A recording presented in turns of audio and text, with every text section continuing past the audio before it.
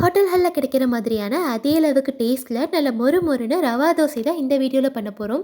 இது செய்றதுக்கு ஒரு பாத்திரத்துல 1 கப் அளவுக்கு ரவை, 1 கப் அளவுக்கு அரிசி மாவு, ஒரு 1/4 கப் அளவுக்கு கோதுமை மாவு ஆட் பண்ணிக்கலாம். உங்களுக்கு தோசை இன்னும் நல்லா கிறிஸ்பியா வேணும்னு நினைச்சீங்கன்னா, இந்த கோதுமை மாவுக்கு பதிலா நீங்க மைதா மாவு கூட ஆட் பண்ணிக்கலாம்.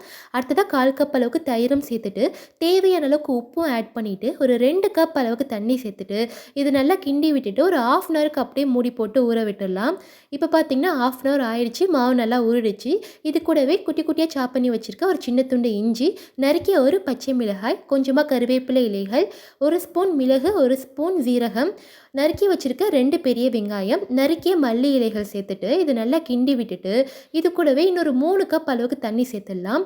ரவா தோசைக்கு மாவு நல்லா தண்ணியா இருந்தா தான் தோசை நல்லா முருகலா வரும். இந்த அளவுக்கு தண்ணி சேர்த்து மாவு நல்லா தண்ணியா கரைச்சு எடுத்துக்கோங்க.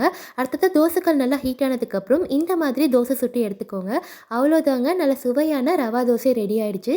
இந்த மாதிரி டீட்டெயில்டான ரெசிபீஸ் வித்தின் எ மினிட்ல வேணும்னு நினச்சிங்கன்னா நம்ம சேனலுக்கு மறக்காமல் சப்ஸ்கிரைப் பண்ணிக்கோங்க. தேங்க்யூ ஃபார் வாட்சிங்.